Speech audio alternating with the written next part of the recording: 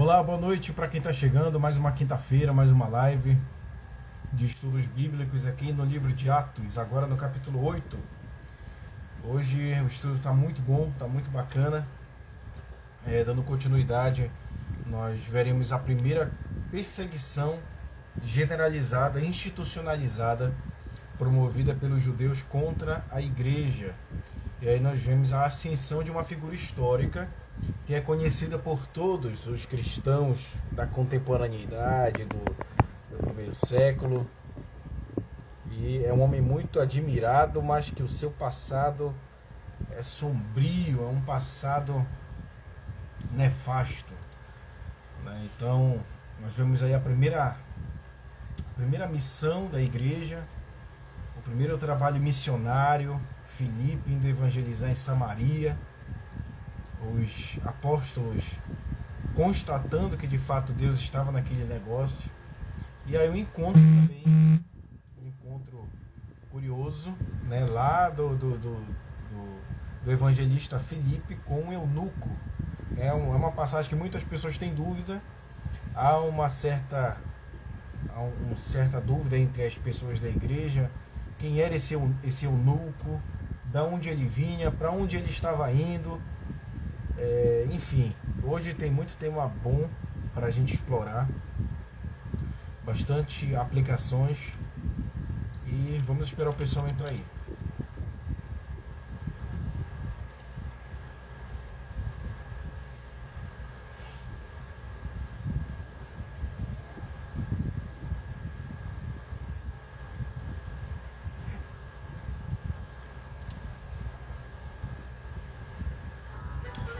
Enquanto o pessoal vai entrando aí,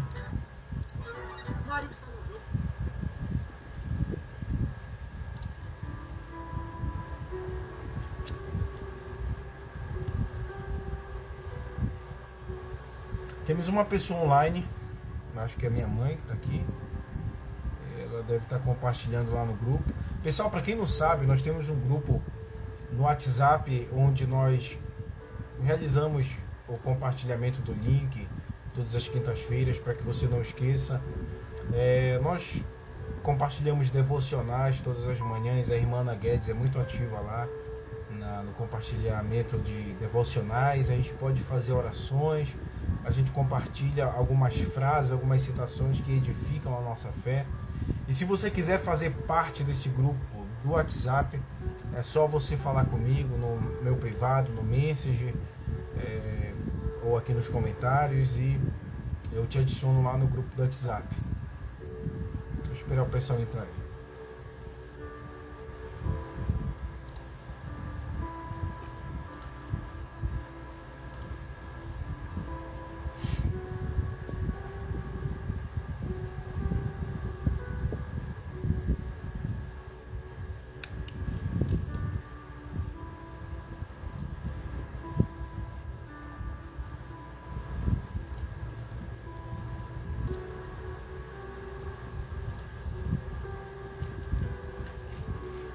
Duas pessoas online já. Para quem está chegando aí, seja muito bem-vindo. Se for a sua primeira vez aqui na live, fico muito lisonjeado com a sua presença. Fique à vontade para fazer perguntas, para fazer sugestões ou para realizar pedidos de oração.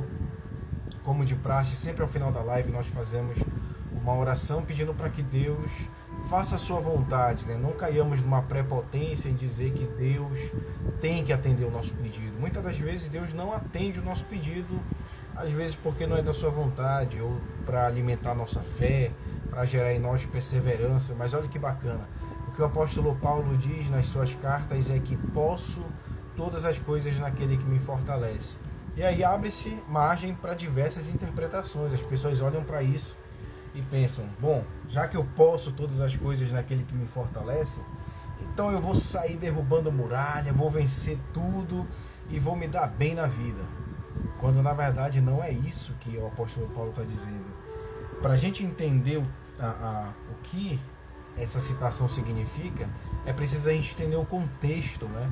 Então ele está falando ali no sentido de que, olha, eu sei o que é passar fome, sei o que é ter abastança de comida, sei o que é ter saúde, sei o que é não ter, estou falando a grosso modo, para sintetizar. E no final ele conclui, eu posso todas as coisas naquele que me fortalece. Ou seja, se você está passando por tempos bons, você pode tudo naquele que te fortalece. Mas também se você está passando por tempos difíceis, você também pode naquele que te fortalece. Então, para que a gente entenda o texto, a gente precisa olhar o contexto, para que não sirva de pretexto para heresias e para falsas interpretações. Já pegando esse ganchinho aqui para a gente ir aquecendo antes de entrar na live. Aliás, antes de entrar propriamente no estudo. Para quem não acompanhou, nós estamos hoje no capítulo 8 do livro de Atos dos Apóstolos. É uma saga, uma jornada que nós já estamos realizando aí alguns, já tem aí 7 semanas de estudo. Hoje é a 8ª semana de estudos do livro de Atos dos Apóstolos. Tem muita coisa para a gente explorar. Sempre quando a gente lê um livro, algumas pessoas elas passam batidas em algumas informações, porque dentro do texto existe as entrelinhas, existe o contexto histórico, o contexto geográfico, o contexto social.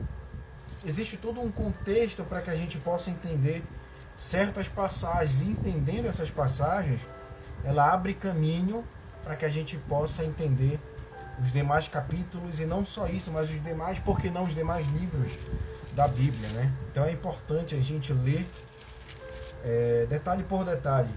E esse estudo não deixa de ser um estudo expositivo da palavra de Deus. O que é um estudo expositivo? A gente pega basicamente o capítulo e vai destrinchando os versículos, explicando o que cada versículo quer dizer, para que a gente não diga o que o autor não disse, né? Deixa eu ver quem está por aqui já. Está por aqui William, eu não sei se eu vou saber pronunciar, meu irmão. William Aditagueda. Amém. William, para ficar mais fácil. Seja bem-vindo, meu irmão. A irmã Ana Célia está aqui, graça e paz de Deus a todos, seja bem-vinda. A Odaísa Lopes, a minha mãe, também já está por aqui.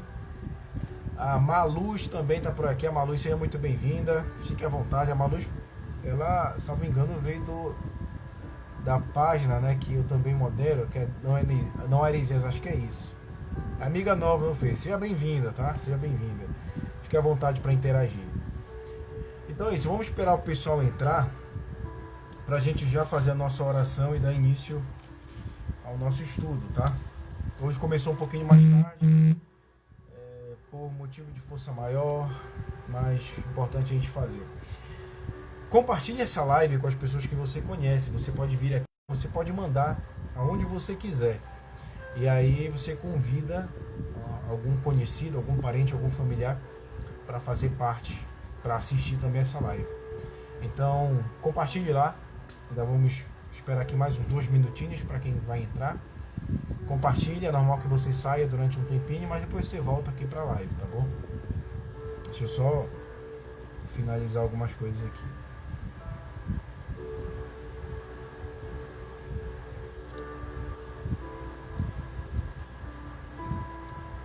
A Priscila Fonseca já está por aqui, o professor Edivan também já está por aqui. Sejam todos bem-vindos. Satisfação enorme, mais uma quinta-feira. Hoje eu estou com uma cara mais de cansado, porque hoje o dia foi bem puxado. Tem uns trabalhos aí de seminário para fazer. Enfim, sentar na frente do computador também cansa. Cansa e suga as nossas energias, você não tem noção.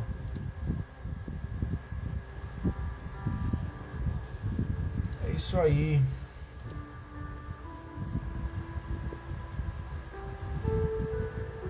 Pessoal, vamos fazer nossa oração. Vamos pedir para que o Papai do Céu abençoe o nosso estudo, para que Ele conduza, para que não seja o Caio falando, para que não seja o Caio opinando, dando uma ideia pessoal, mas que o Caio, mesmo sendo um pecador, seja usado para te abençoar, para nos abençoar como corpo, como igreja, né? Para que Deus ele fale aquilo que a gente precisa ouvir, não necessariamente aquilo que a gente quer ouvir, né? Então vamos orar. Senhor Deus e Pai, quero te agradecer nessa noite por mais uma quinta-feira, Senhor. Mais uma live que o Senhor nos proporciona. Pai, eu te peço o teu olhar misericordioso sobre cada pessoa que entrou nessa live. Aonde ela estiver, seja no seu quarto, na sua sala, quem sabe no seu local de trabalho, o Senhor possa abrir o nosso entendimento, o Senhor possa abrir a nossa percepção para a tua palavra. Pai amado, eu sei que nós somos pecadores, nós somos miseráveis, nós somos indignos da tua misericórdia, nós somos indignos da tua salvação. Tudo que eu mereço, Senhor, é a condenação. Mas o Senhor olhou para cada um de nós com um olhar amoroso, de misericórdia, e nos perdoou os nossos pecados. Nós temos uma esperança firme, uma esperança viva em Cristo Jesus. Que o Senhor fale com a sua igreja, que o Senhor use esse estudo para falar com a tua igreja e nos prepare para que nós sejamos crentes fiéis, crentes convictos da nossa fé, intelectualmente robustos, espiritualmente vivos, eficazes e fervorosos. Não, Senhor, nós não queremos fazer uma distinção, uma separação do saber teológico do aprofundamento espiritual. Aviva a tua igreja, porque nós precisamos de avivamento nestes dias. São tempos difíceis, tempos de apostasia, tempos de heresia, tempos de engano. Nós estamos ouvindo várias vozes vindas de todas as partes, e por vezes essas vozes nos deixam confusos, mas que o teu Espírito Santo testifique ao nosso coração, para que nós saibamos reconhecer a tua voz, a tua palavra, a tua presença. Conduz esse estudo, em nome de Jesus é que eu te peço. Amém. Queridos, amém. Vamos lá, pega a sua Bíblia, pegue a sua espada, né? A espada, lá no livro de Efésios, capítulo 6, significa a palavra de Deus. A palavra de Deus é poderosa, a palavra de Deus ela é viva e ela se renova todos os dias da nossa vida. Então pegue a sua Bíblia.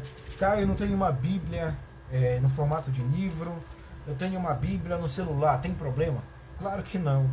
Claro que não, até porque a gente sabe que originalmente a Bíblia ela não era assim, livro, ela era uma compilação de vários escritos em papiros, né? Então, a gente às vezes se deixa levar por essa religiosidade, achando que o livro tem que ser o livro, tem que ser a Bíblia, só no formato de livro. Não, pode ser a Bíblia no formato digital, por que não? O que importa são as palavras, o que importa é que você leia. O poder está por detrás da leitura e não propriamente na estrutura na qual ela está inserida. Então pega a sua Bíblia e você abra lá no livro de Atos dos Apóstolos, no capítulo 8, a partir do verso 1. Atos dos Apóstolos, capítulo 8, verso 1. E nós vamos já começar no versículo 1 com a seguinte citação. Vamos ler todo o capítulo e no final nós vamos destrinchando. E Saulo consentia na sua morte. Naquele dia levantou-se grande perseguição contra a igreja em Jerusalém. E todos, exceto os apóstolos, foram dispersos pelas regiões da Judéia e Samaria. Alguns homens piedosos sepultaram Estevão e fizeram um grande pranto sobre ele. Saulo, porém, assolava a igreja, entrando pelas casas e arrastando homens e mulheres, e encerrava-os no cárcere.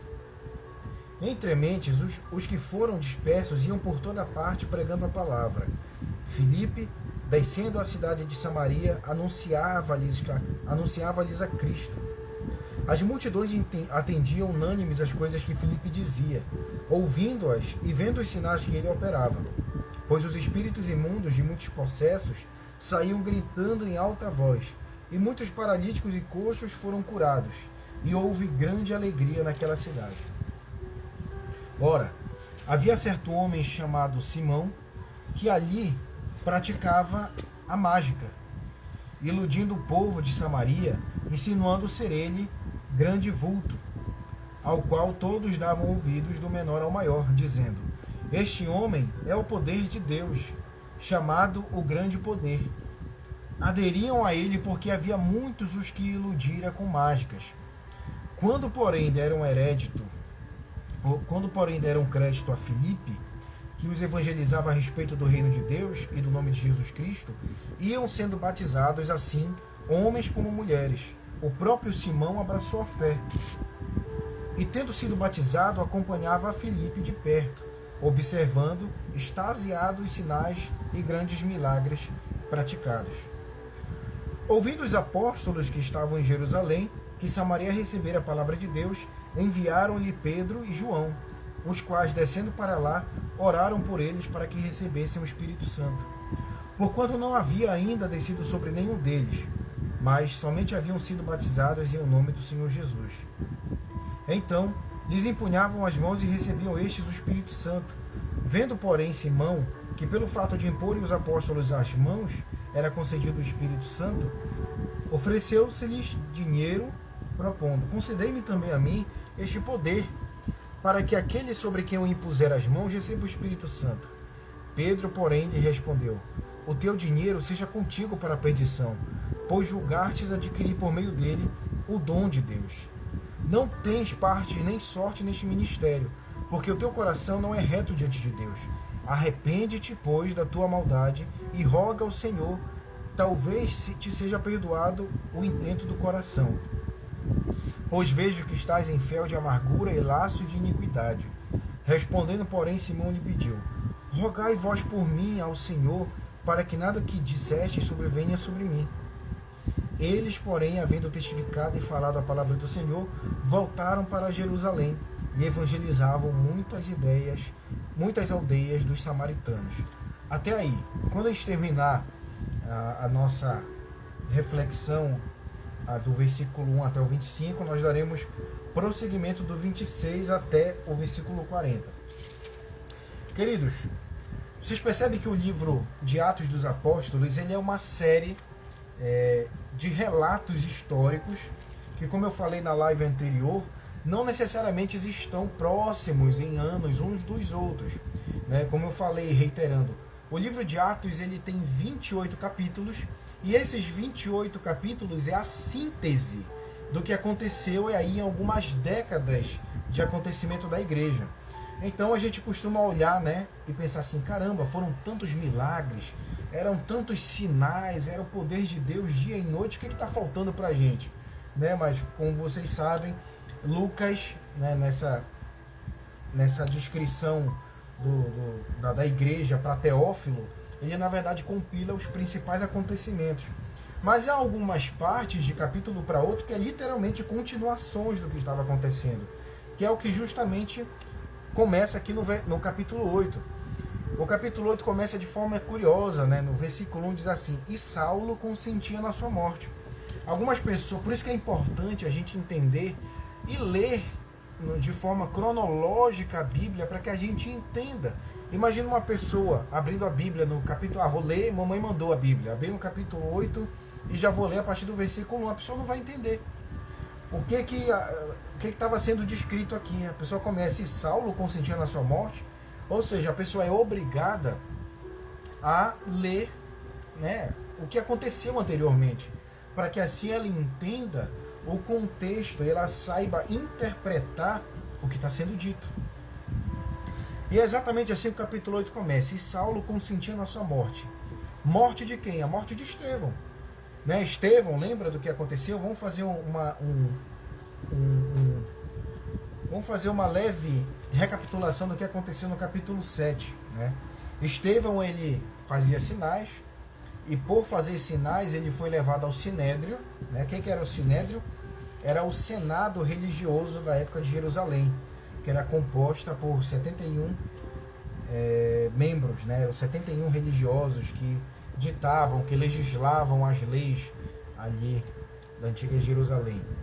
E Estevão é levado ao Sinédrio, ele faz aquele discurso, aquela pregação maravilhosa que acaba culminando na sua morte.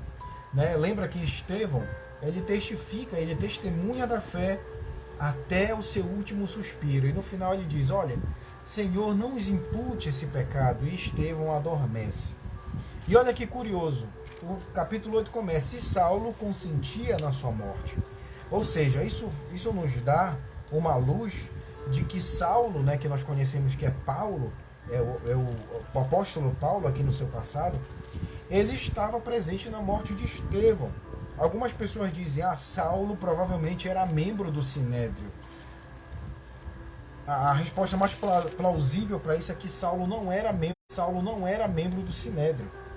Saulo provavelmente era um membro de uma daquelas sinagogas da qual Estevão estava refutando os seus membros, né, com todos aqueles argumentos. Lembra que tinha as sinagogas dos alexandrinos, dos siríacos, né? Então o apóstolo Paulo, né, ele era provavelmente membro de uma dessas sinagogas. E o que aconteceu? Paulo provavelmente foi uma dessas pessoas que imputaram sobre Estevão a falsa acusação de que ele estaria falando contra o lugar santo e contra as leis de Moisés. Ou seja, Saulo era um homem zeloso da lei, não necessariamente ele era um membro do Sinédrio, mas ele provavelmente era um membro da sinagoga, uma das sinagogas que Estevão estava refutando, e Saulo consentia na sua morte, né? O curioso é que aqui a palavra consentia, né, é literalmente deixar, é estar passivo. Não se tem mais relatos se ele foi um dos que apedrejou ou se ele apenas assistiu. Mas a verdade é que Paulo era um homem sanguinário, era um homem que prezava tanto pela lei, pelo Antigo Testamento, pela Torá e pela lei de Deus, que ele simplesmente considerava os cristãos um grupo de blasfemadores. Então, vocês podem imaginar toda a ira de Paulo contra Estevão. Paulo, que aqui era Saulo, achava que estava certo, ele achava que ele estava militando a favor daquilo que ele tinha como Deus, né?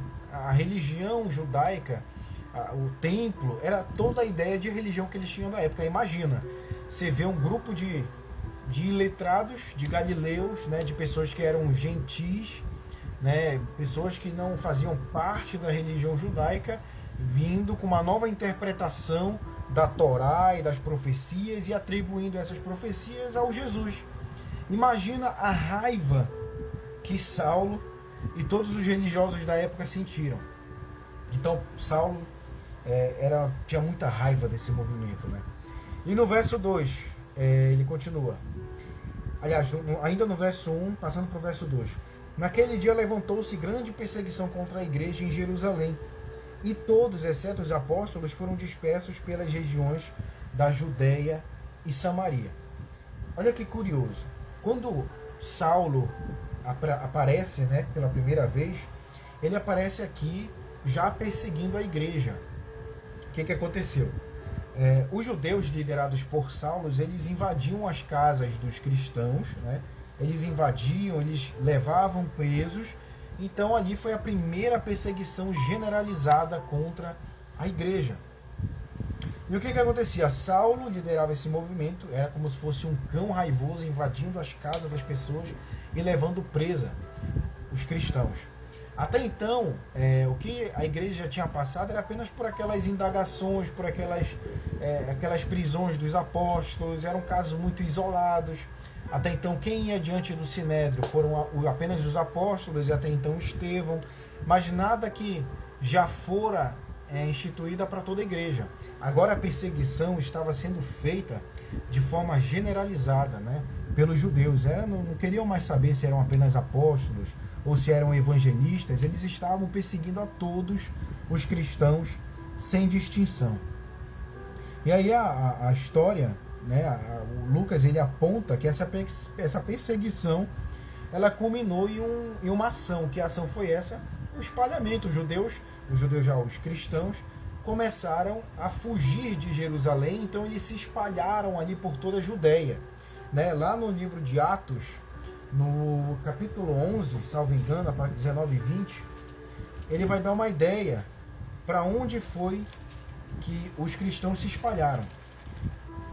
Em Atos dos Apóstolos 11, 19 e 20.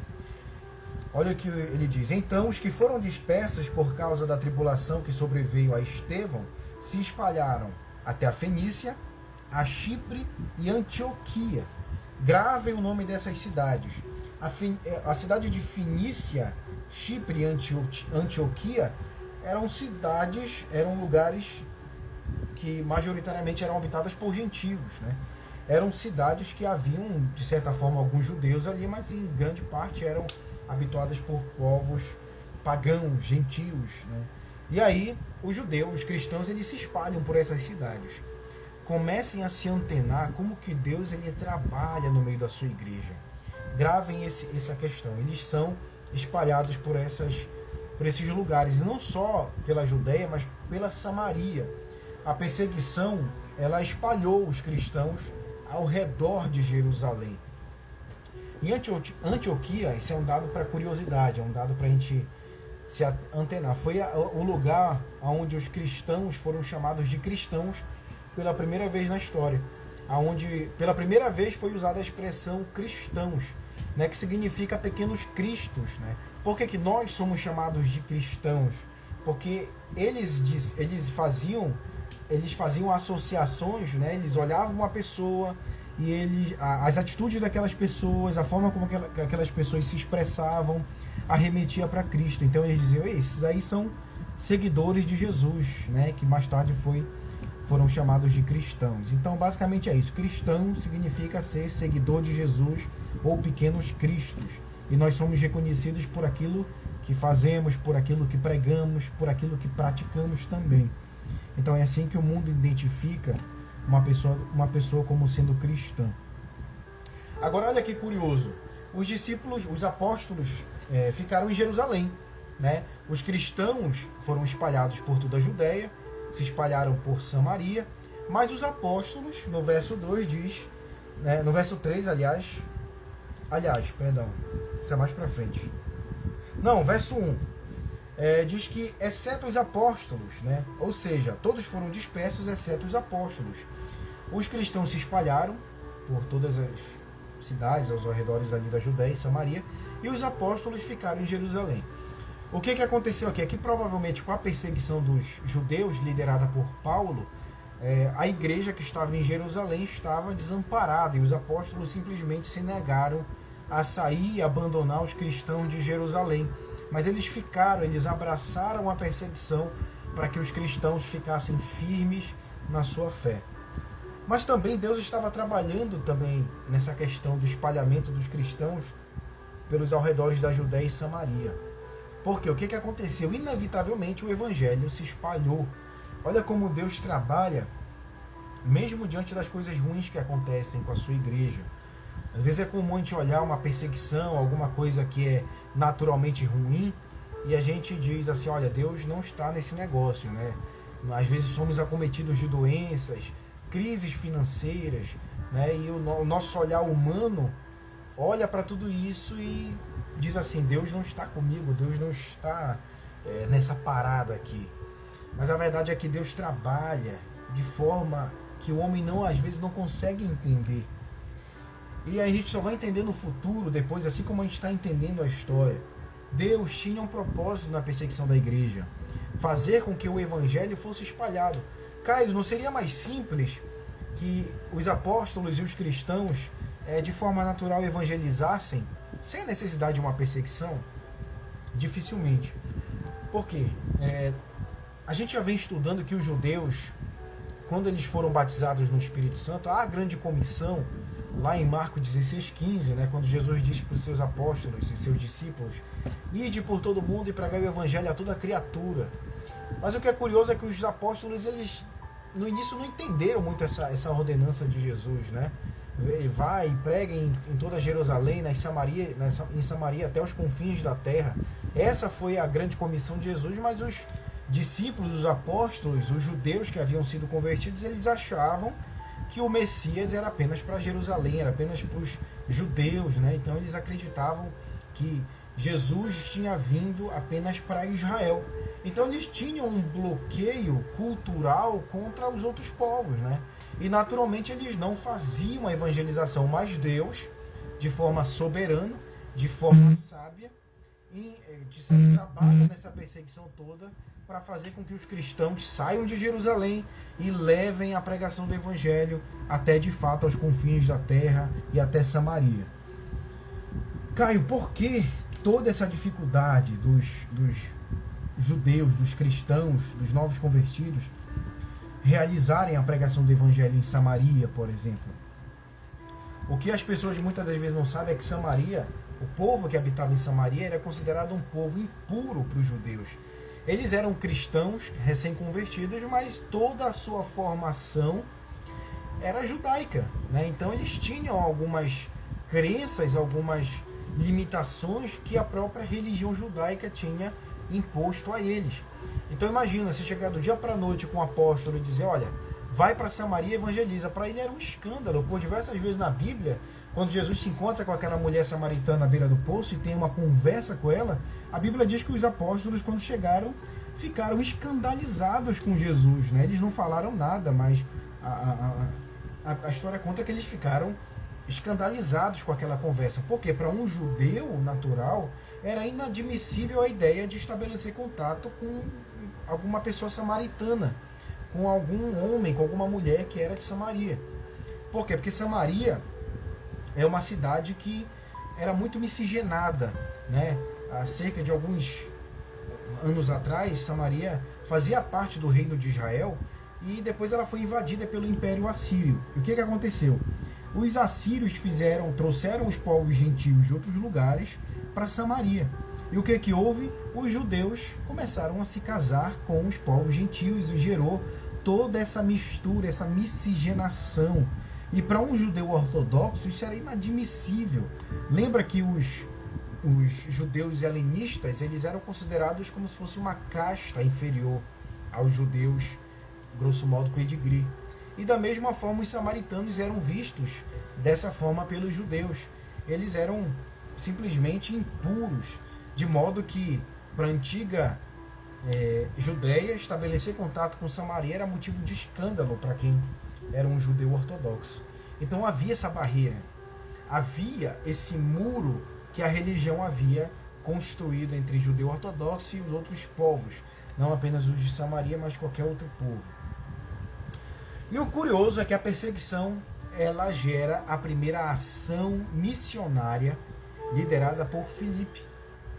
Agora, olha como Deus vai montando, né, de forma soberana o quebra-cabeça da igreja, dos primeiros passos da igreja.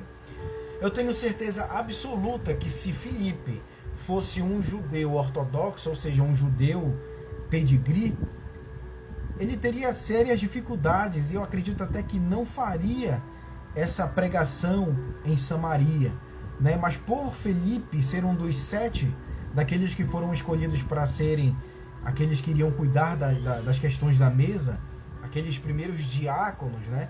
E quando a igreja elege esses 7 homens, ela elege 7 homens, né, que eram helenistas. Então, olha como Deus vai trabalhando. Os judeus helenistas, eles não tinham essas limitações, essas crenças de não estabelecer contato com outros povos. Afinal, eles eram de um outro lugar, eles eram outros povos.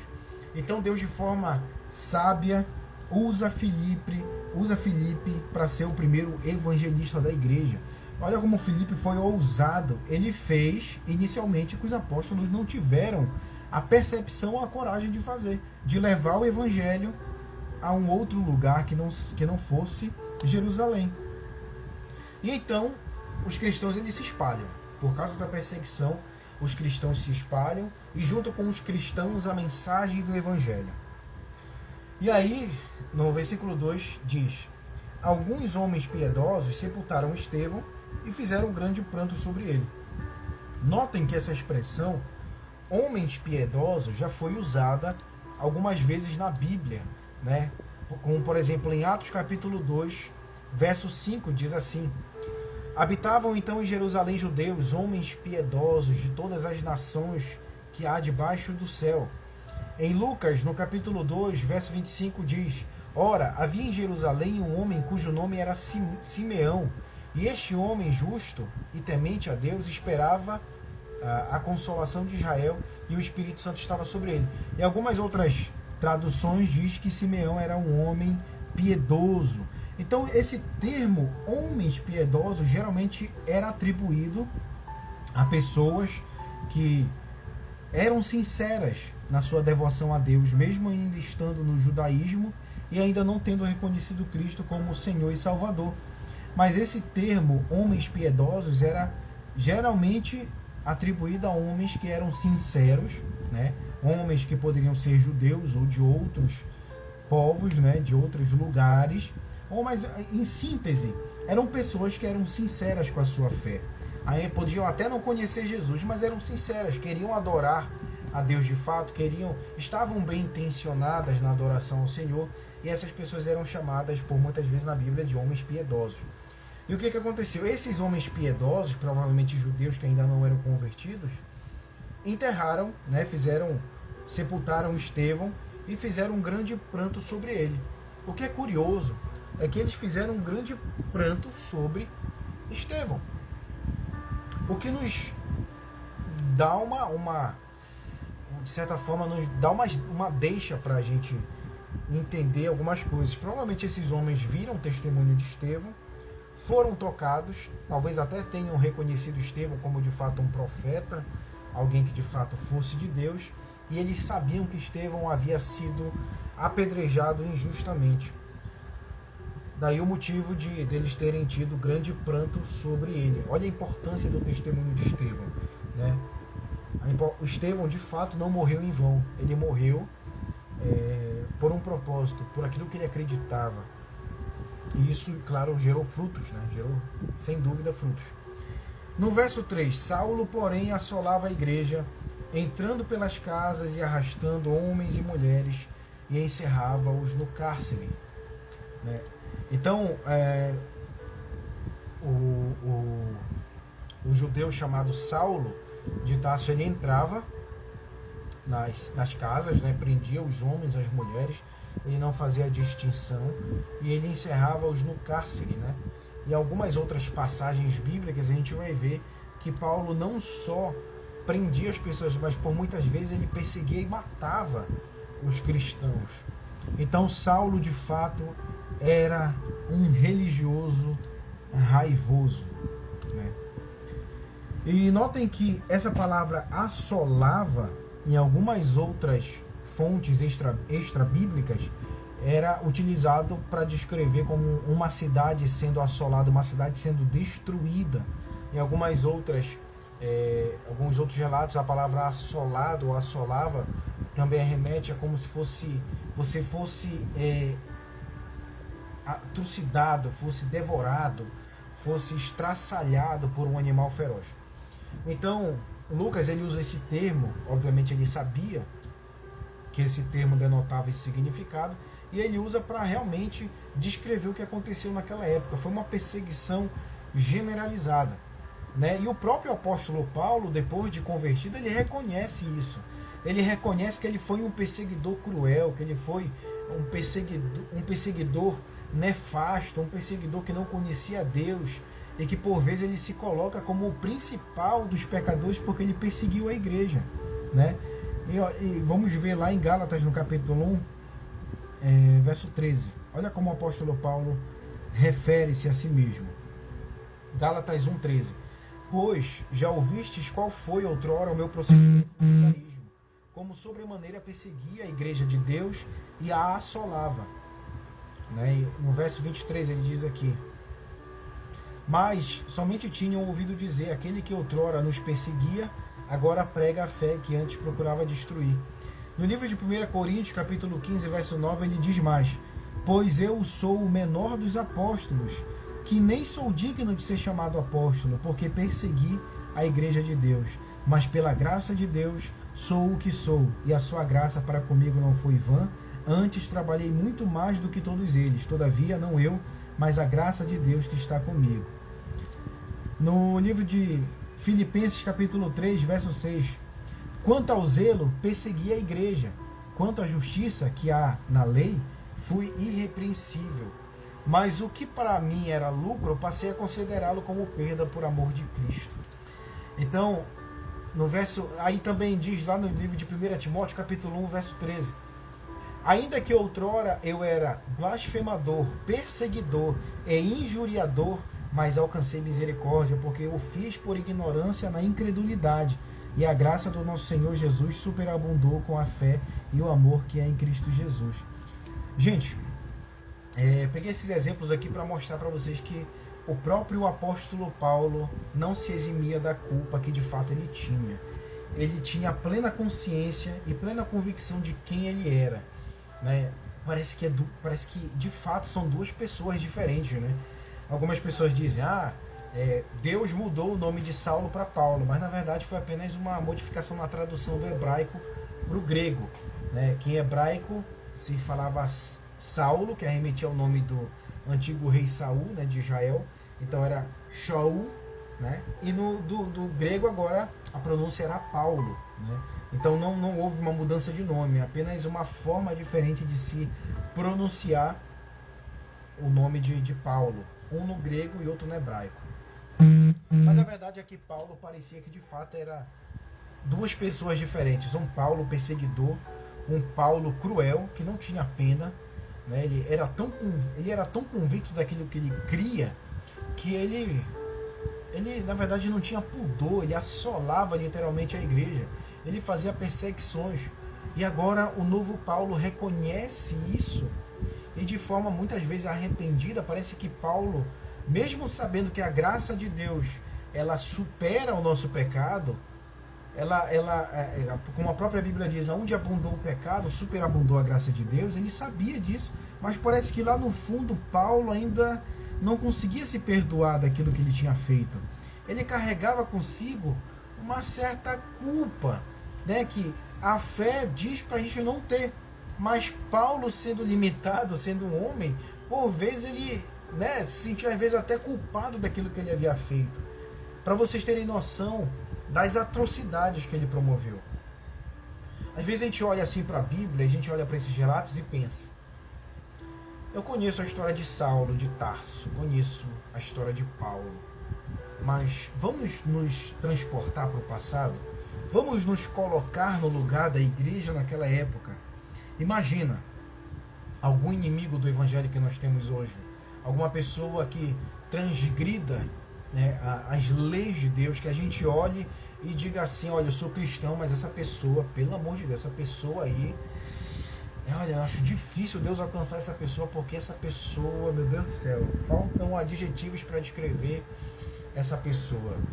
Imagina, por exemplo, um grande perseguidor daquilo que nós acreditamos na igreja, por exemplo, não vou citar nomes, mas talvez um ministro do STF, que talvez legisle, eles não fazem leis, né? Mas pelo visto nesses últimos tempos o STF parece que tem criado leis, parece que tem, enfim, isso é tema para uma outra conversa. Mas vamos pegar um exemplo de um ministro do STF que milita dia e noite contra aquilo que a igreja acredita, contra aquilo que a igreja defende, e de uma hora para outra você vê esse mesmo ministro agora convertido ao evangelho. Sejamos sinceros, será que de fato, à primeira vista, a gente olha para essa pessoa e diz, olha, vamos abraçar porque é nosso irmão, glória a Deus? É difícil. E foi difícil também para a igreja naquela época e para os apóstolos verem um homem que perseguia, que matava os cristãos e agora estava convertido. Foi difícil para a igreja, de fato, aceitar Paulo no meio da igreja, né? Foi difícil, foi bem difícil. Mas vamos continuar. No versículo 4, entre mentes os que foram dispersos iam por toda parte pregando a palavra. Olha que interessante, né? Geralmente esse termo por toda a parte, né, era utilizado para descrever geralmente uma ação missionária. Era um termo geralmente usado em Atos para expressar esforços missionários. Você vai ver essa mesma expressão em Atos capítulo 8, versículo 40, depois você lê. Atos 9:32, Atos 13:6, Atos 14:24, Atos 15:3 e por aí vai. São várias referências que a gente tem. Que esse termo, né, iam por toda parte, era geralmente precedendo uma ação missionária. Então era um esforço missionário. E curiosamente Filipe, ele é o primeiro missionário da igreja. Ele é o primeiro que vai levar as boas novas até os confins da terra de fato. Ele vai iniciar esse processo missionário da igreja. Verso 5. Filipe, descendo à cidade de Samaria, anunciava-lhes a Cristo. Né? Então, as multidões entendiam unânimes as coisas que Filipe dizia, ouvindo-as e vendo os sinais que ele operava. Pois os espíritos imundos de muitos possessos saíam gritando em alta voz, e muitos paralíticos e coxos foram curados. E houve grande alegria naquela cidade. Né? Então, Filipe, o primeiro missionário, ele vai para Samaria, né, pregando ali o evangelho, e ele já começa a realizar os seus primeiros sinais para, de fato, mostrar que ele era um mensageiro de Deus.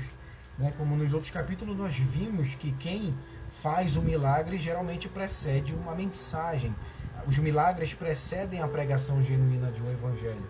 Nós já estamos maduros nisso e sabemos que milagre por milagre não quer dizer absolutamente nada, mas nós reconhecemos um milagre, um sinal e um prodígio como sendo de Deus, se aquele milagre, sinal ou prodígio estiver associado a uma pregação genuína da palavra de Deus. E era exatamente isso que Filipe estava fazendo. Ele foi a Samaria, ele foi aos outros lugares, né, fazer a pregação do evangelho. Curiosamente, no verso 9, ele se depara com um homem chamado Simão, o mágico. E diz assim: ora, havia certo homem chamado Simão, que ali praticava mágica, iludindo o povo de Samaria e ensinando ser ele grande vulto, o qual todos davam ouvidos do menor ao maior, dizendo: este homem é o poder de Deus, chamado grande poder. Quando Filipe vai até Samaria, ele logo se depara com um homem, né, com um mágico da cidade. Provavelmente ele era um estudioso da numerologia, da astrologia, e ele fazia, né, algumas mágicas para enganar literalmente as pessoas. Então as pessoas olhavam para aquele homem e pensavam que ele era um grande representante de Deus, né? E eles falavam, né, que ele fazia o grande sinal, o grande... Deixa eu ver o termo aqui que eles usavam.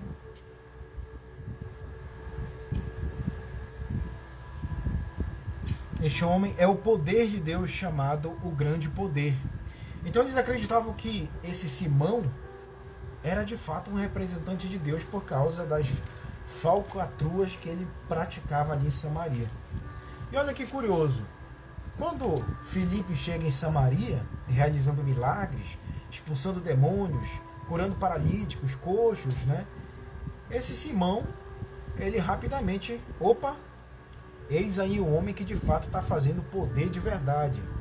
Simão sabia que ele era um farsante, mas curiosamente ele não se opõe a Filipe, ele não enxerga Filipe como um concorrente, mas na verdade ele reconhece o que Filipe faz e ele se junta a Filipe para tentar colher algumas coisas aí, como é que ele fazia esses sinais, esses milagres, porque a vontade e a intenção de Simão não era se converter, mas era aprender algum truque novo para continuar enganando as pessoas.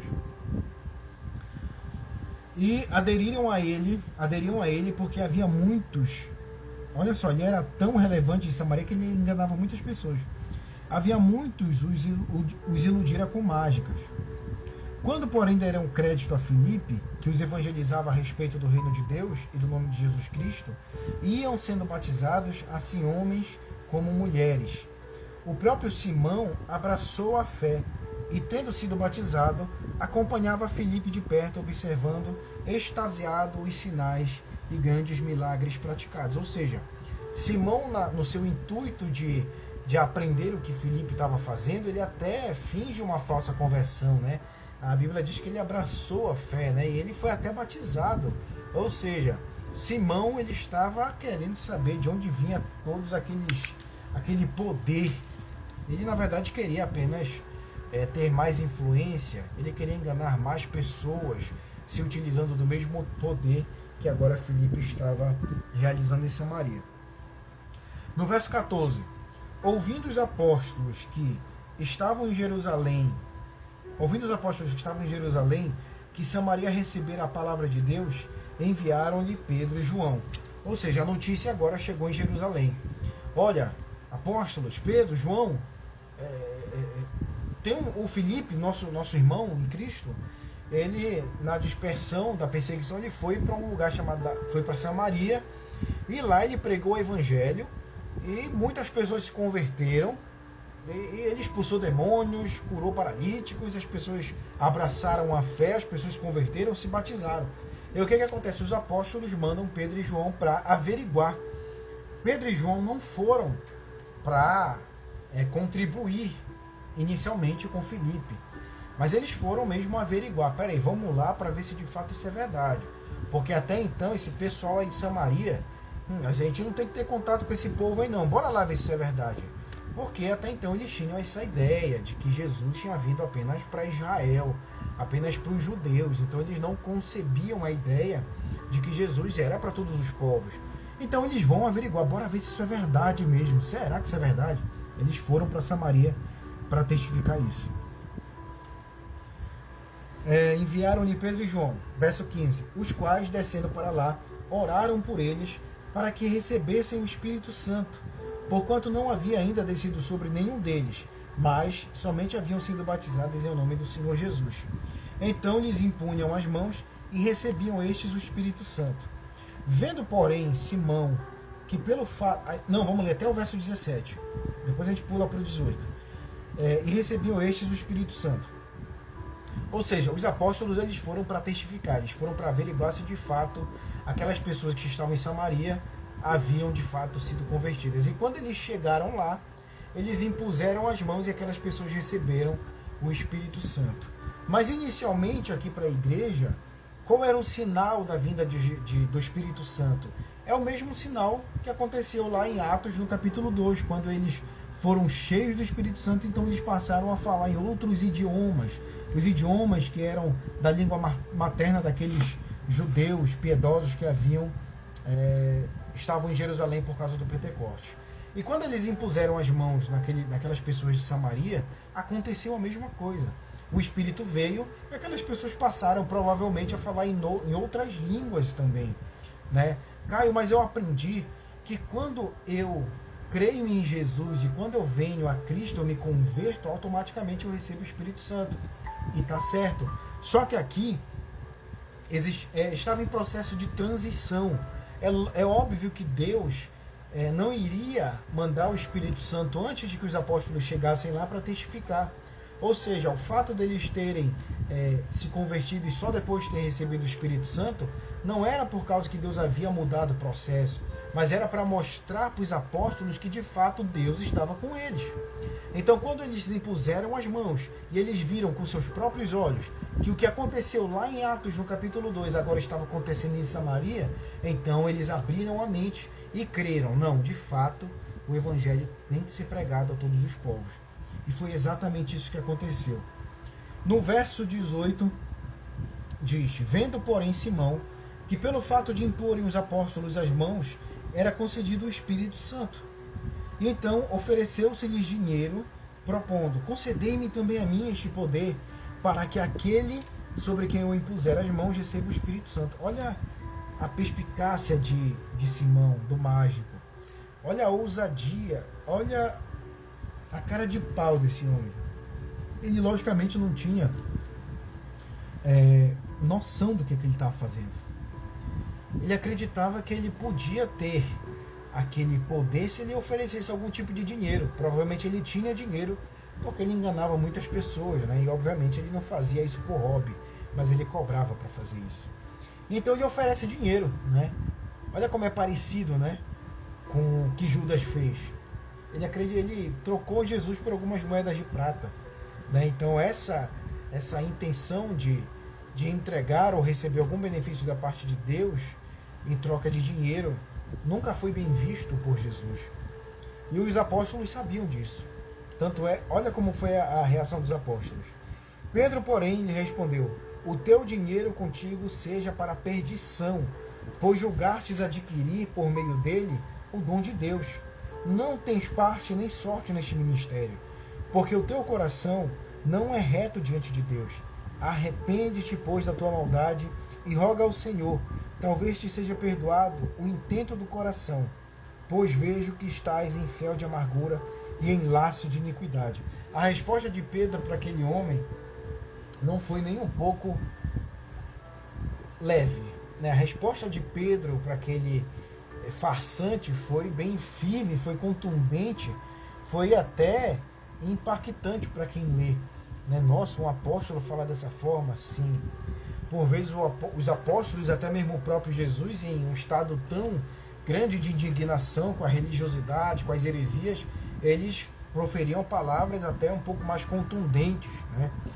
Então isso desmistifica o fato de que todo cristão que ama a Deus, ele tem que falar absolutamente tudo de acordo com o que a sociedade acredita, né? E por vezes é necessário que a gente levante a nossa voz, claro, de forma sempre respeitosa com as pessoas, mas falando a verdade, dizendo que se as pessoas não pararem de pecar, elas irão para o inferno. Essa é a verdade. O que a gente não pode é reter a mensagem do Evangelho em favor de uma boa convivência com a sociedade. Pode até parecer um tanto altruísta essa postura de absoluta paz, mas não foi isso que Jesus ensinou. O próprio Jesus, ele nos fala que não vim para trazer a paz, mas a espada, né? Então isso não arremete a uma guerra armada ou uma guerrilha que todo cristão tem que fazer contra as ideias seculares, não. Mas esse sentido figurado que Jesus fala é no campo das ideias. Briguem, mas briguem pela verdade, né? O próprio reformador, que vai chegar agora dia 31 de outubro, o dia da Reforma Protestante, 504 anos que houve a Reforma Protestante, Martinho Lutero ficou conhecido por uma frase: a paz, se possível, mas a verdade a qualquer preço. E é isso que todo cristão, que todo discípulo precisa ter em mente, que nós não podemos trocar ou negociar a mensagem do Evangelho por uma boa aceitação, por uma boa convivência, né? Como cristãos, nós devemos repudiar a vontade de criar divisões, mas sabendo que o Evangelho por si só cria essas divisões. E se nós chegarmos num ponto em que nós tenhamos que decidir entre a boa convivência e a verdade do Evangelho, que a gente se decida pela verdade do Evangelho, passando a mensagem de forma cordial, sem ofender a pessoalidade das pessoas, a individualidade do ouvinte, mas falando diretamente para aquela pessoa sem demagogia. Então os apóstolos, eles sabiam que era necessário muitas das vezes falar de um pouco mais forte, um pouco mais contundente, né? Para que as pessoas entendessem de fato que elas eram pecadoras e que elas precisavam de arrependimento. E foi exatamente o que aconteceu aqui. Essa prepotência desse mágico, desse homem chamado Simão, foi tanta que ele ofereceu dinheiro em troca do dom de Deus. Ora, os apóstolos não podiam simplesmente ouvir uma asneira desse tamanho e dizer: olha, Simão, não é bem assim, tá? Veja bem, é diferente. Não, eles disseram: olha, vá para lá que o teu dinheiro é para tua perdição, meu amigo. Te arrepende, né? Ele diz assim: da tua maldade, roga ao Senhor, talvez seja perdoado o intento do teu coração, pois vejo que estás em fel de amargura e em laço de iniquidade. Ou seja, a resposta foi dura.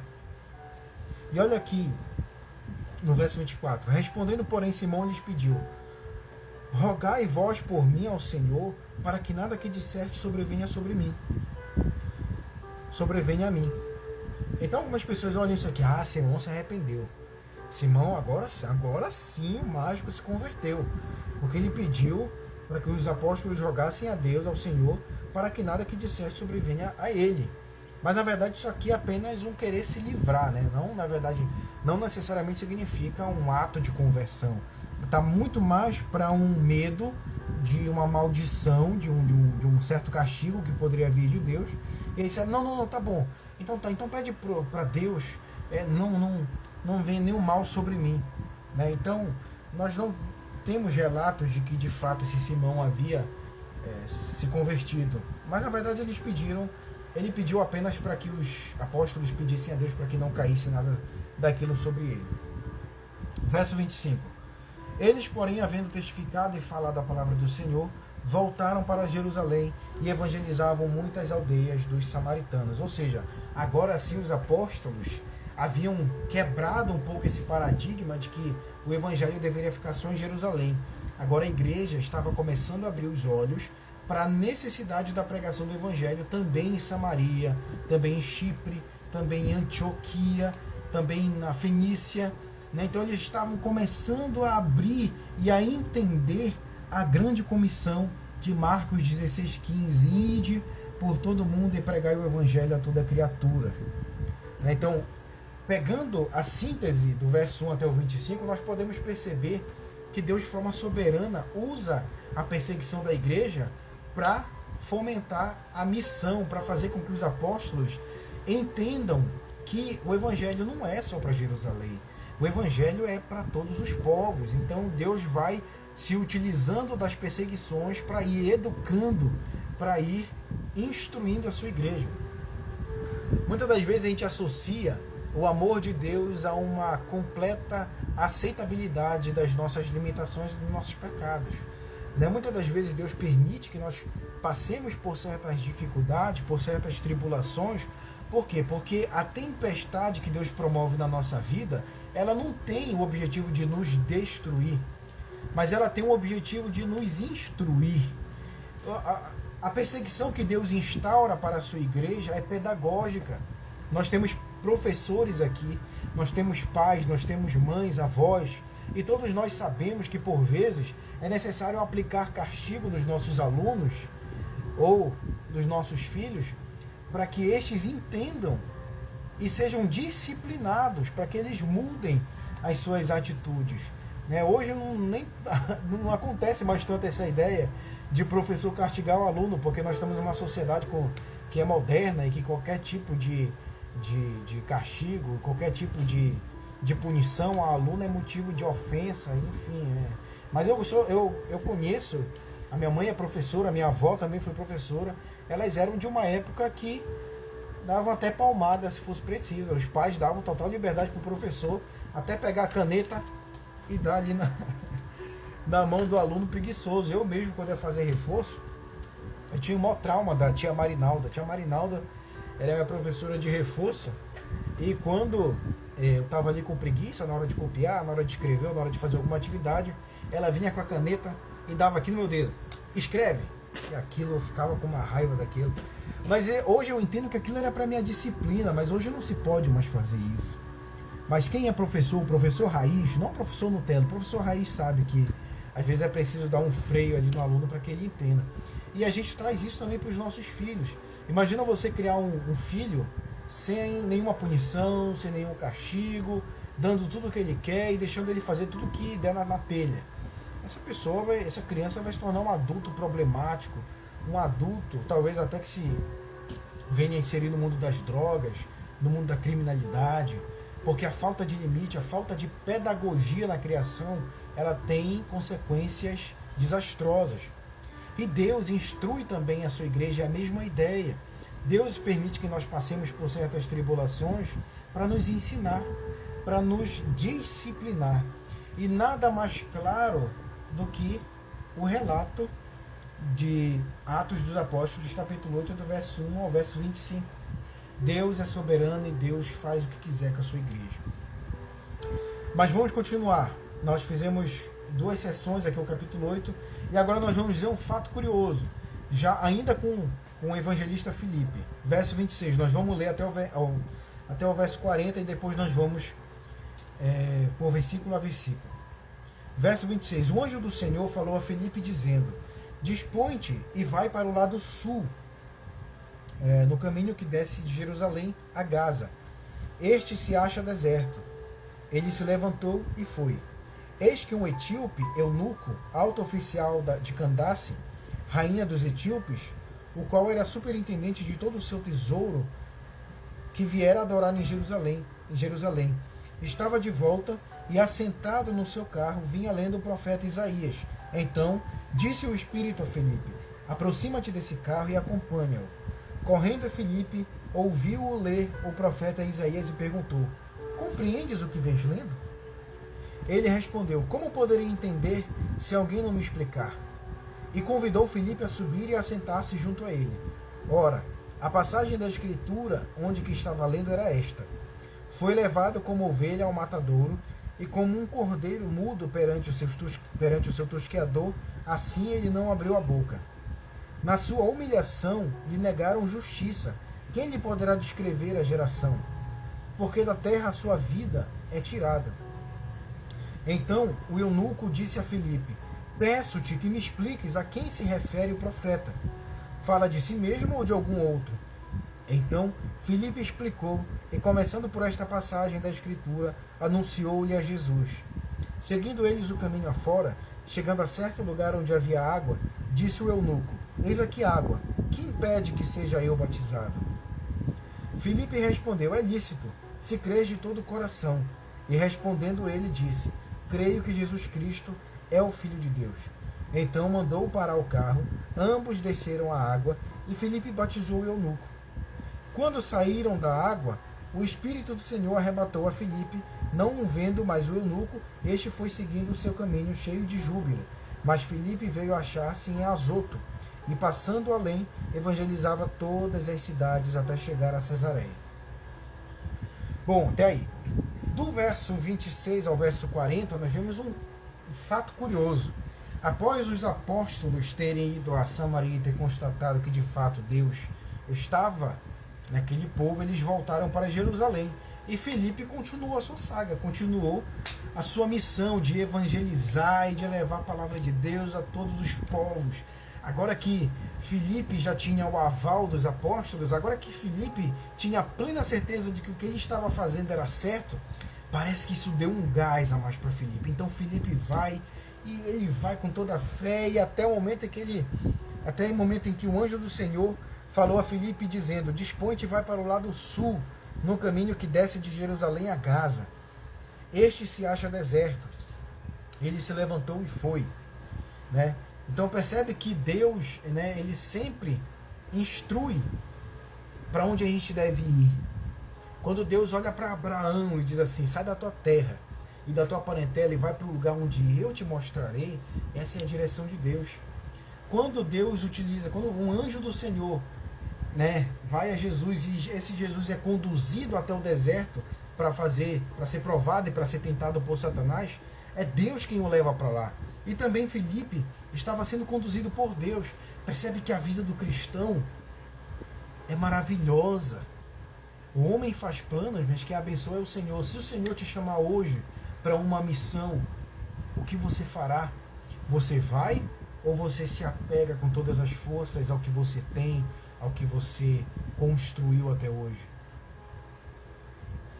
A gente percebe que a igreja primitiva era muito mais ousada do que a igreja contemporânea.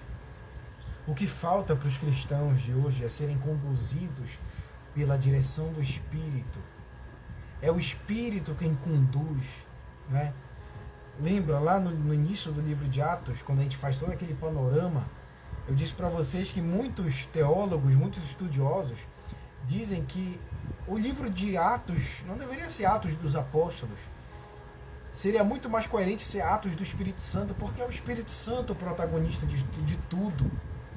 Então o próprio Espírito Santo, ele leva Filipe, né, para o lado sul, a caminho que desce de Jerusalém a Gaza. E este se acha no deserto. E ele se levantou e foi, ele obedeceu. Verso 27. Eis que um etíope, eunuco, alto oficial de Candace, rainha dos etíopes, o qual era superintendente de todo o seu tesouro, que viera adorar em Jerusalém. Pessoal, se atentem a uma curiosidade. Quando Filipe é levado pelo anjo do Senhor ao deserto, ele se encontra com um etíope, né? E é dado um termo para esse etíope que é eunuco. Mas, Caio, o que é um eunuco?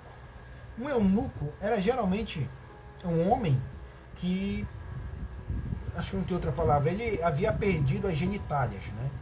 Ele havia sido castrado, provavelmente na sua infância, e ele era um homem reservado para ser geralmente superintendente, para cuidar das questões financeiras, né, da rainha da Etiópia. Então, um eunuco, ele vivia ali como é que eu posso dizer? Ele vivia ali para a oligarquia da Etiópia, né?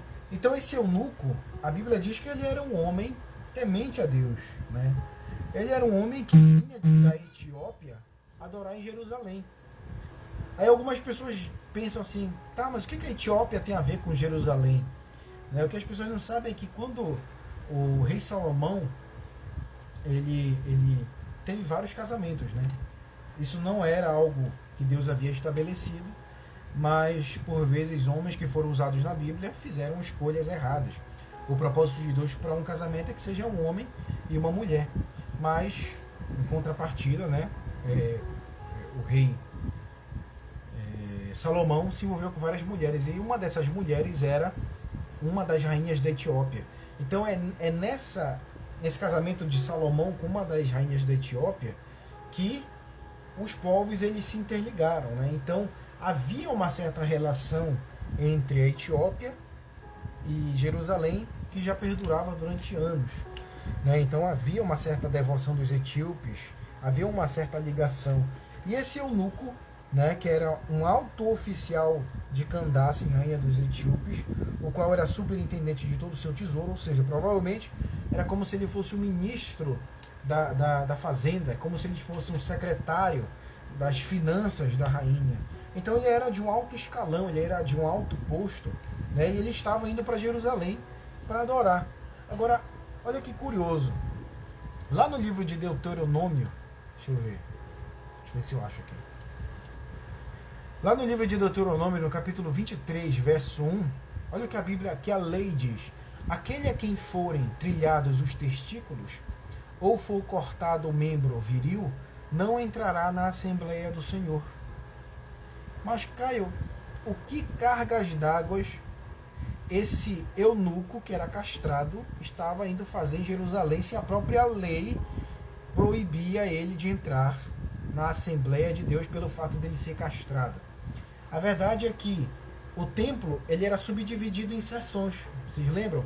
Existia aquela parte em que só os sacerdotes podiam entrar, tinham aquelas partes que só as mulheres, os judeus podiam entrar, e tinha aquelas partes que só os gentios podiam acessar, que era o pátio dos gentios, a parte mais externa do templo. Então ele estava indo pelo menos para tentar se aproximar o máximo possível até onde lhe era permitido. Ele sabia da sua condição de castrado, mas ele tinha sinceridade no coração. Apesar da lei ter dito que ele não podia entrar na Assembleia, mas ele tinha a sinceridade e a vontade de adorar a Deus, né? A gente pode botar um parêntese aí nesse relato. Quantas vezes tem aquelas pessoas que se acham indignas de irem até Deus por causa da sua condição social, por causa, Caio, tu não sabe do meu passado, eu já roubei, eu já matei, eu já fui uma prostituta, eu abandonei o meu filho, eu realizei um aborto, eu já adulterei, eu já fiz tanta coisa que, sinceramente, eu acho que eu não sou digno de entrar na presença de Deus. Mas a pergunta é, quem é digno? Quem é digno de se chegar a Deus? Porque a Bíblia diz em Romanos, no capítulo 3, verso 23, que todos pecaram e destituídos e carecem da glória de Deus. Quem é digno de entrar na presença de Deus? Ninguém. Ninguém é digno de entrar na presença de Deus. Se alguém fosse digno de entrar na presença de Deus, não seria misericórdia. Porque o Deus do perdão, o Deus da paz, o Deus da misericórdia, ele transcende a nossa limitação, os nossos pecados. A Bíblia diz que onde abundou o pecado, superabundou a graça de Deus. Algumas pessoas utilizam esse versículo para dizerem assim: bom, já que é pela graça, então eu vou pecar deliberadamente, vou me entregar ao hedonismo e vou fazer o que der na telha, já que Deus me perdoa. Mas esse tipo de pensamento só demonstra que essa pessoa nunca conheceu a Cristo. Porque quando Cristo entra no nosso coração, então ele implanta a lei de Deus no nosso coração, para que a gente não se aparte dele. O princípio da sabedoria bíblica é temer ao Senhor. Isso é uma promessa, todos aqueles que foram chamados por Deus. Lembra de Ezequiel capítulo 36? Eis que Deus coloca dentro de nós um coração de carne e tira o coração de pedra. Ou seja, conversão está diretamente ligada à metanoia. E o que é metanoia? É mudança de pensamento, é mudança de mentalidade. Se uma pessoa olha para a sua vida e não sente absolutamente nenhuma necessidade de mudança, ainda não alcançou a salvação. Talvez seja um erudito na Bíblia, talvez seja um religioso devoto, mas ainda não alcançou a salvação. Porque um cristão verdadeiro, ele jamais se sente confortável com o pecado. Ele peca, sim, acidentalmente. Tem vezes que a gente cai, a gente é humano. Mas o que a gente não pode ter é a conformidade com o pecado. Porque para o homem natural, pecar ou não pecar não faz absolutamente a menor diferença. Mas para o cristão faz. Quando ele peca, automaticamente o Espírito Santo vem e nos convence desse pecado. Então, o etíope, ele tinha uma barreira física, uma barreira natural, uma barreira histórica com a adoração, com o templo. Apesar dele ser bem intencionado, mas havia uma barreira que já havia sido estabelecida no decorrer da história. Ele sabia disso. Mas parece que ele pensou, eu vou até onde eu conseguir chegar. Mesmo que Deus não permita que eu entre nos átrios mais profundos do templo, mas eu vou até onde eu conseguir chegar. Isso é fé, de certa forma isso é fé. Porque se nós estamos fracos, aí é que Deus se faz forte na nossa vida. Se nós sabemos que nós temos a necessidade de mudança, é aí que Deus age. Então esse eunuco, ele estava a caminho de Jerusalém. E olha que como ele era um homem bem intencionado, ele tinha sede de Deus. Ele tinha sede de Deus. Porque quando Filipe é levado pelo anjo do Senhor até aquele eunuco, olha o que ele estava fazendo, verso 28. E estava de volta e assentado no seu carro, vinha lendo o profeta Isaías. Olha o que ele estava fazendo, pessoal. Ele estava lendo o profeta Isaías. Às vezes ali mesmo com as suas limitações, mas ele abria ali a Bíblia, a Torá, para tentar entender. E nós vamos entender aonde ele estava lendo. Mas vamos lá para o verso 29. Então disse o Espírito a Filipe, aproxima-te desse carro e acompanha-o. Correndo Filipe, ouviu ler o profeta Isaías e perguntou, compreendes o que vens lendo? Ou seja, quando Filipe ele se aproxima do carro, provavelmente aquele eunuco estava lendo a citação de Isaías em voz alta. Porque a Bíblia diz que ouvindo ler o profeta Isaías, Filipe se aproxima dele e pergunta, ei homem, tu entendes o que tu está lendo? Vou falar na nossa linguagem coloquial. Tu estás entendendo essa passagem de Isaías? Tu compreendes? E olha a resposta do eunuco. Ele respondeu, como poderei entender se alguém não me explicar? E convidou Filipe a subir e a sentar-se junto dele. Pessoal, a passagem que o eunuco estava lendo era o livro de Isaías no capítulo 53. Eu acho que eu já citei algumas vezes, algumas lives aqui, e a gente já está calejado dessa passagem. É aquela de, verdadeiramente ele tomou sobre si as nossas enfermidades e as nossas dores levou sobre si. E outra parte, o castigo que nos traz a paz estava sobre ele, e pelas suas pisaduras nós fomos sarados. Em outra parte do livro também de Isaías 53 diz que ele foi levado como ovelha ao matadouro e como um cordeiro mudo perante o seu tosqueador. Assim ele não abriu a boca. Queridos, essa passagem de Isaías 53 até hoje é um calo nos sapatos dos judeus ortodoxos.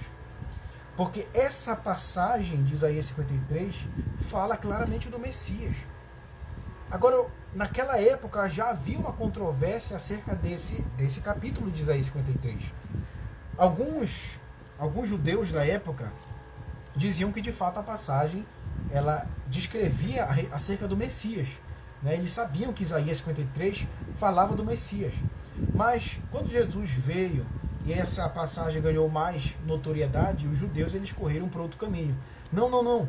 Essa passagem não falava do Messias, porque se falar do Messias, automaticamente está falando de Jesus. Então alguns judeus fazem algumas outras interpretações de que a passagem de Isaías 53 fala do próprio profeta Isaías. Né? Só que não tem nada a ver com o profeta Isaías, porque não aconteceu isso com Isaías. Algumas outras interpretações dizem que Isaías não está falando do Messias ou dele próprio, mas estava falando de Israel como um todo, da nação de Israel. Então já naquela época havia muita controvérsia de quem Isaías 53 falara. Se era realmente dele próprio, do profeta, ou da nação de Israel, ou se era a respeito do Messias.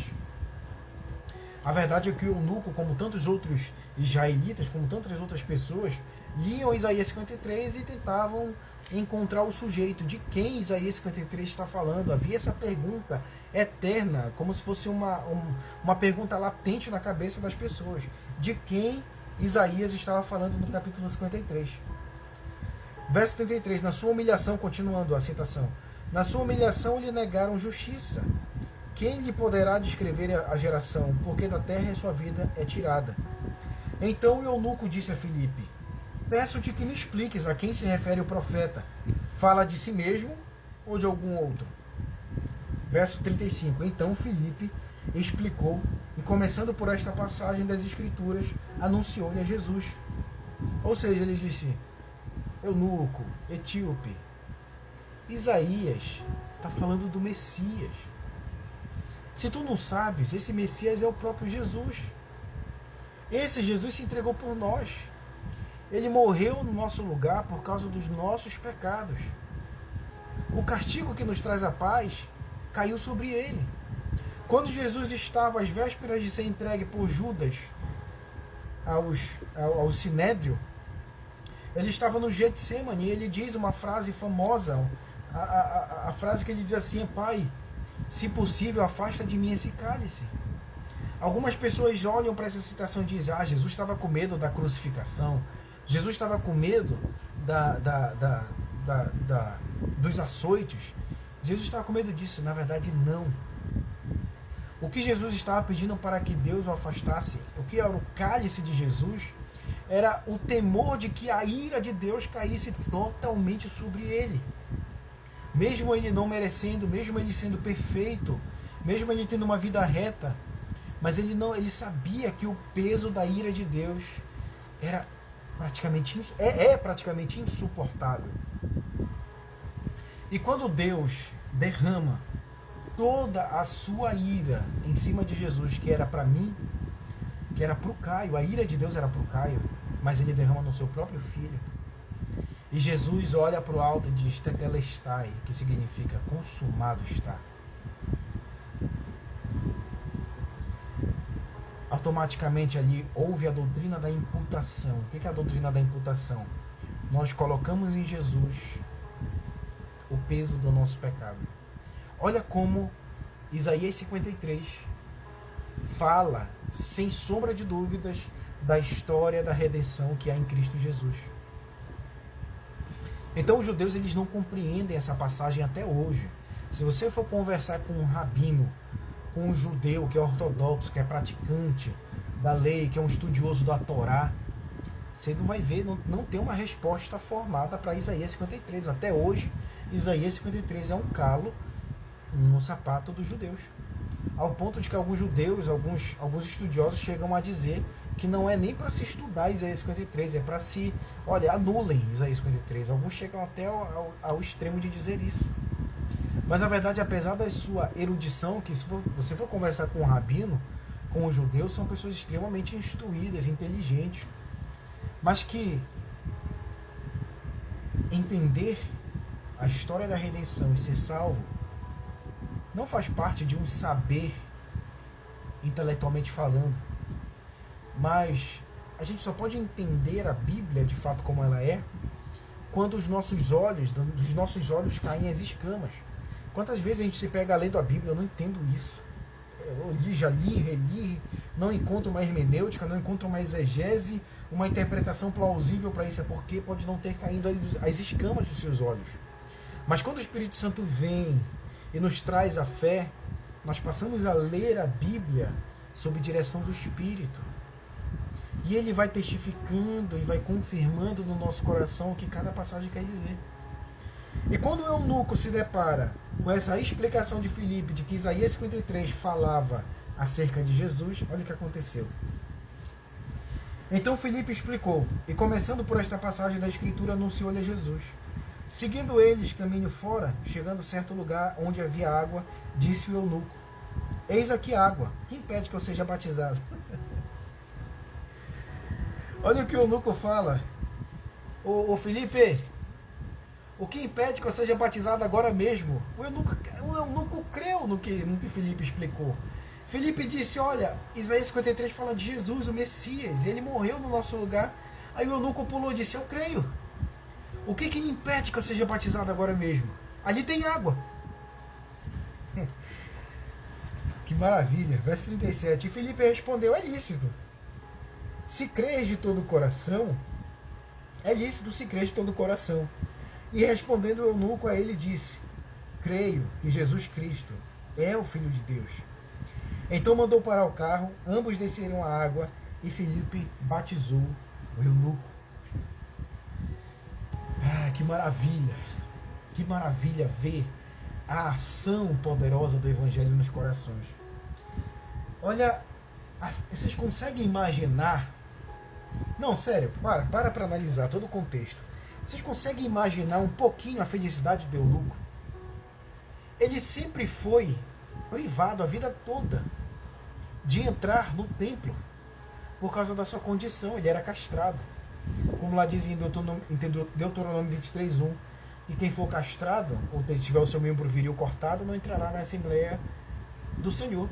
Agora aparece um homem enviado por Deus anunciando o Messias e dizendo que se ele crer e for batizado ele vai ser salvo, ele pode fazer parte do corpo da nova aliança de Deus. Olha a reviravolta que ocorreu na vida desse eunuco. Vocês conseguem imaginar a felicidade dele crendo em Jesus e agora, diferentemente do seu passado, agora ele tem livre acesso à presença de Deus? Porque foi exatamente isso que aconteceu quando Jesus morre pelos nossos pecados. O véu do templo se rasgou.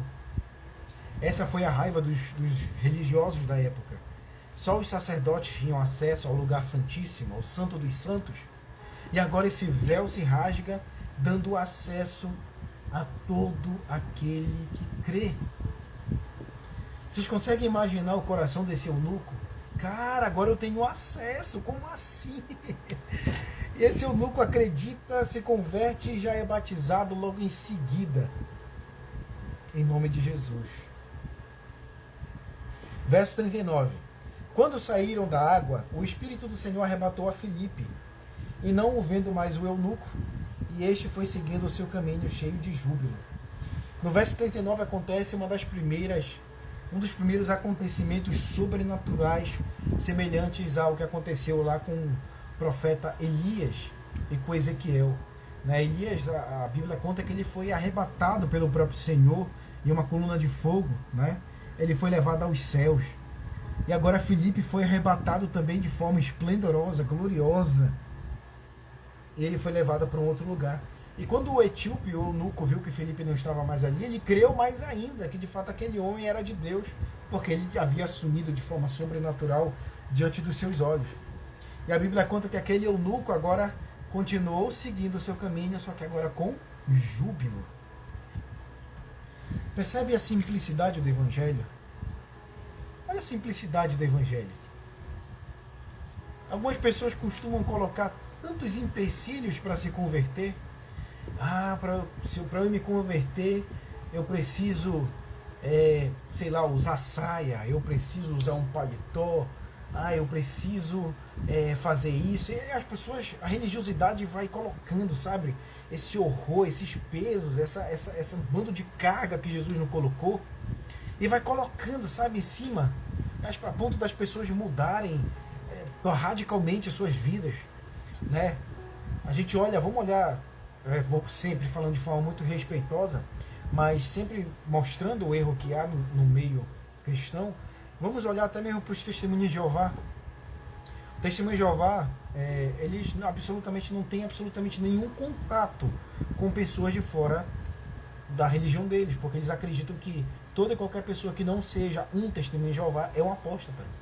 Então eles não comemoram o Ano Novo, não comemoram o aniversário, não fazem transfusão de sangue, uma série de restrições, uma série de peso que nem eles mesmos conseguem carregar.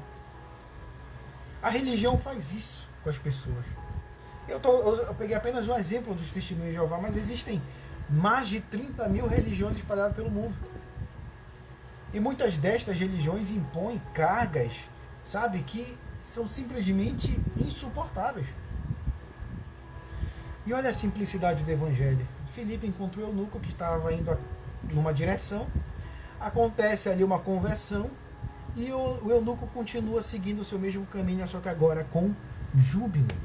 Percebe que a simplicidade do evangelho, apesar de exigir algumas mudanças no âmbito do caráter, mas ela não exige aquela mudança drástica de ter que abandonar o nosso emprego, de ter que abandonar nossa família, de ter que ir para uma outra cidade, de ter que mudar, sabe, toda uma rotina que nós tínhamos.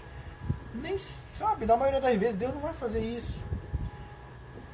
O que na verdade precisa ser ajustado não é a rota, mas é com quem nós estamos seguindo nessa rota. E olha a simplicidade do evangelho. Você pode ser um cristão servindo da forma como você serve para a sociedade, sendo um professor, sendo um gari, sendo, sei lá, uma dona de casa, nas coisas mais simples na vida, mas Jesus quer fazer parte. Então, o eunuco, ele recebe Cristo no seu coração. E eu tenho certeza, a tradição conta, inclusive, a tradição da igreja conta, que aquele eunuco, quando voltou para sua terra, para a Etiópia, ele foi um grande evangelista no meio do seu povo. Nós não temos isso relatado na Bíblia, mas a tradição conta que aconteceu. Então olha a simplicidade do evangelho. E quando o Filipe sai da presença do eunuco, ele vai ser transportado, ele se achou em Azoto, e passando além, evangelizava todas as cidades. Ele continua a sua saga e a sua missão até chegar a Cesareia. Cesareia provavelmente foi a sua cidade onde ele se estabeleceu para morar e estabeleceu sua família também. Prezados, até aqui no verso 40 nós aprendemos uma lição de que Deus nos chama muitas das vezes para mudar a nossa vida. Não necessariamente mudar a nossa rotina secular. Pode ser sim que Deus te chame para ser um missionário, um pastor, alguém que vai servir exclusivamente ao rei, e isso naturalmente traz grandes mudanças de rotina. Mas a grande maioria das pessoas, elas não necessariamente necessitam mudar grandes coisas para servir a Deus. O eunuco era castrado, mas isso não serviu de empecilho para que ele servisse a Deus, apesar da religião judaica dizer que não, mas Jesus disse que sim. A gente entende que mesmo diante das perseguições e diante do desespero da igreja, mas Deus tem um propósito muito maior. Lá no livro de Romanos, no capítulo 8, verso 28, diz a seguinte coisa: que todas as coisas cooperam para o bem daqueles que amam a Deus e são chamados pelo seu propósito. Tem alguém doente na tua família?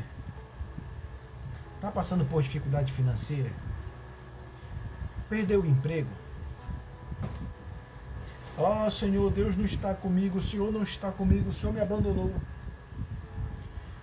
É preciso a gente amadurecer e entender que Deus sim utiliza de certas tribulações na nossa vida e na vida da sua igreja para instruir pedagogicamente para um propósito maior que a gente ainda não entende, mas que lá na frente a gente vai entender. Ah, Senhor, então era para isso? Agora que eu entendi. Então, que a gente possa abrir o nosso coração para aquilo que Deus quer fazer na nossa vida. É necessário nós nos entregarmos completamente a Deus. Não apenas termos uma aparência de piedade, mas de fato sermos piedosos. Para que de fato venhamos a ser cristãos de verdade. Não há nada mais oportuno e nada mais urgente para essa geração do que voltar à simplicidade do Evangelho. A voltar à pureza dessa palavra. Durante muitos anos essa palavra, ela esteve presa nas mãos de alguns poucos homens que lideravam a igreja, principalmente na Idade Média. Mas pela gloriosa ação de Deus através da vida de um homem pecador, essa palavra ela pôde chegar até as nossas mãos. Se hoje você tem acesso a uma Bíblia, os 66 livros traduzidos na sua língua, é porque houve um grande esforço da igreja para que hoje nós tivéssemos acesso a essa palavra. E hoje não é diferente. Como igreja, nós precisamos continuar pregando a mensagem do Evangelho, fazer conhecido o nome de Jesus para uma sociedade que está cada vez mais perdida. Esses dias eu ouvi a história de um jogador de vôlei, que é o Maurício, que foi simplesmente demitido, expulso do seu clube, porque manifestou uma opinião contrária àquilo que o mundo acredita como certo. Nós não temos que ter vergonha e nem medo de se manifestar contra essas coisas. A palavra de Deus, ela é poderosa e ela independe da aceitação da sociedade. A cultura não pode transfigurar e não pode adulterar a palavra de Deus. Se preciso for que nós anunciemos a necessidade de conversão a ponto de ofender as pessoas, não porque a gente quer ofender, mas porque elas se sentem ofendidas naturalmente pela pregação do Evangelho, não abra mão daquilo que Deus te chamou. É preciso sim que a gente diga para a sociedade que dois super-heróis de quadrinhos se beijando, sabe, numa relação homossexual e bissexual, a Bíblia diz que é errado, e ponto. Nós precisamos ter coragem de falar contra o pecado. Agora não caia no erro apenas de falar contra esse pecado. Fale contra os pecados.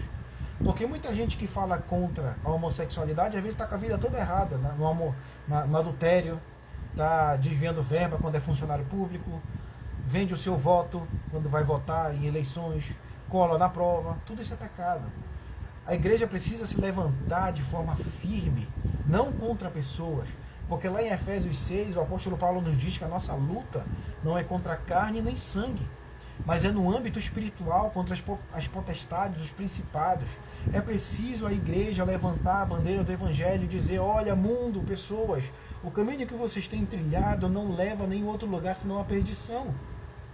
Algumas pessoas dizem que isso é ódio. Não é ódio, isso é amor. Isso é amor, porque se a igreja não amasse as pessoas, seria muito mais fácil, sabe? Deixar as pessoas caminharem e se perderem sem ter ninguém para falar nada contra isso. Então, meus irmãos, que nós possamos adotar a posição de verdadeiros cristãos, aqueles que não se curvam à cultura, aqueles que não se curvam à política. É preciso que nós que nós voltemos ao Evangelho, voltemos ao primeiro amor. Como diz lá no livro de Apocalipse, quando Deus escreve a carta às 7 igrejas, né? E a carta que era para a igreja de Éfeso, o próprio Jesus fala para essa igreja: olha, vocês são zelosos, vocês odeiam as obras dos nicolaítas, assim como eu as odeio. Então Jesus faz uma série de citações a favor da igreja, mas no final ele termina: porém tem uma coisa contra ti, que abandonaste o teu primeiro amor. Ou seja, o primeiro amor foi motivo suficiente para os deixar longe de Deus. Às vezes é natural que a gente se perca em estudos, né? A gente se prenda apenas a estudos teológicos, a uma rotina eclesiástica, a uma rotina de ir para a igreja, de ir para uma célula, de participar de uma reunião de oração. Nós temos essa facilidade de se habituar com o sagrado, com as coisas que são da igreja. Mas se nós não estivermos no primeiro amor, então para nada serve. Porque antes de termos uma relação sadia com o mundo, é preciso que nós tenhamos uma relação sadia com Deus. Então, que hoje nós tenhamos a coragem e a ousadia de dobrarmos os nossos joelhos e pedirmos perdão para Deus. Perdão, Senhor, porque nós temos falhado como igreja na pregação do Teu Evangelho. Que o Senhor coloque nos nossos corações a mesma ousadia que esteve no coração de Filipe e no coração dos apóstolos. Amém? Eu espero que você tenha sido abençoado com esse estudo de hoje. Na próxima quinta-feira daremos continuidade no capítulo 9. Né? Então convide pessoas para fazer parte. desse estudo e vamos aos pedidos de oração. Deixa eu ver quem aqui mandou mensagem. Deixa eu dar um alô pro pessoal aqui. Professor Ivan, boa noite a todos, graça e paz. Boa noite, professor. Lúcia Gizaga, boa noite, graça e paz, minha irmã. A minha mãe assistiu, a minha sogra também, meu sogro. Um beijo no coração de todos. A Luz também assistiu, acho que assistiu até o final. Satisfação em tê-la aqui conosco. O professor Valdemar, lá de outro estado, boa noite, graça e paz a todos. Boa noite, professor. Deixa eu ver. Rubens, boa noite a todos. Que Deus abençoe sempre. Amém. Que Deus abençoe também você e sua mãe, a sua família toda. Edivana Castro também está assistindo. Tainá, minha esposa, um beijo. A irmã Léa Mendonça também. Acho que a irmã Léa já voltou para a França, né? Se voltou, glória a Deus, já está aí nos acompanhando. Deixa eu ver. Vamos continuar, mamãe está falando, vamos continuar orando pela Ana Célia, pela restauração da sua saúde. A irmã da Ana Guedes, amém. Oração pela irmã Deolinda e seu esposo Carlos, pela sua saúde, amém. Vamos orar também pela irmã Deolinda. Irmã Deolinda é uma serva abençoada, conhecedora da palavra de Deus, a quem tive o prazer de conhecer pessoalmente. Vamos orar por ela. Então é isso, na oração pela irmã Ana Célia e oração pela irmã Deolinda. Se você tem algum pedido de oração, não dou tempo de comentar antes de que a gente comece essa oração, ore a Deus aí onde você está e tenha certeza que Ele vai escutar você se você orar sinceramente. Então feche seus olhos e ore comigo. Senhor Deus e Pai, quero te agradecer por mais uma quinta-feira, por mais uma live, por mais uma série de estudos. Obrigado, Senhor, porque o Senhor tem nos instruído, tem de certa forma feito com que nós venhamos a entender a Tua Palavra. Pai, eu quero orar pela Ana Célia, a irmã da Ana Guedes, que está se recuperando. A sua situação é bem delicada, fez uma cirurgia na cabeça. Então, que o Senhor possa conduzir toda essa recuperação. Nós queremos a cura, nós queremos que ela seja restaurada. E nós queremos que a nossa vontade corrobore com a sua, mas a palavra que o Senhor tem é a última. E nós continuaremos perseverantes e confiantes no que o Senhor estabeleceu e tem estabelecido. Que o Senhor possa usar toda essa tribulação para alcançar na sua família aqueles que talvez ainda não tenham escutado do Teu Evangelho, para trazer a fé àqueles que ainda não Te conhecem. Senhor, que tudo seja uma oportunidade de pregar a Tua Palavra, assim como foi na perseguição da igreja. Pai amado, eu quero orar por todas as pessoas que fizeram pedidos aqui nessa noite. Quero orar para que o Senhor continue conduzindo as nossas vidas, para que o Senhor continue conduzindo a nossa fé. Quero também orar pela irmã Deolinda, pelo seu esposo Carlos, que já tem algumas limitações de saúde, mas glória a Deus que até o fim eles estão sendo fiéis. A irmã Deolinda, mesmo na sua idade, mesmo com as suas limitações, mas ela é uma serva fiel. E eu acho maravilhoso ver um idoso te servir de todo o coração. Isso é maravilhoso. Que o Senhor nos dê ânimo, nos dê fé suficiente para chegarmos também lá com o mesmo vigor, com a mesma fé. Abençoe a sua família, os seus filhos, e que eles tenham a plena certeza de que o Senhor está no meio da sua família. Pai amado, olha para aquelas pessoas que fizeram o seu pedido de oração, que não deu tempo de ler, mas o Senhor sabe de todas essas coisas. Que o Senhor possa dar ânimo, possa dar paz, possa dar entendimento, para que nós possamos conduzir a nossa vida cristã.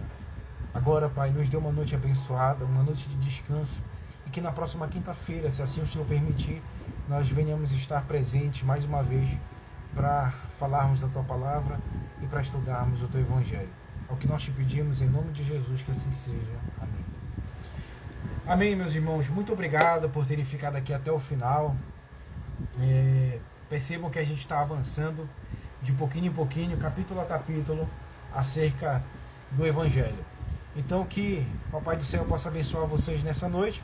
Se você entrou no meio da live e não pegou o início, espere um pouquinho, quando essa live terminar, espere uns 2 minutinhos e você pode voltar a assistir desde o início.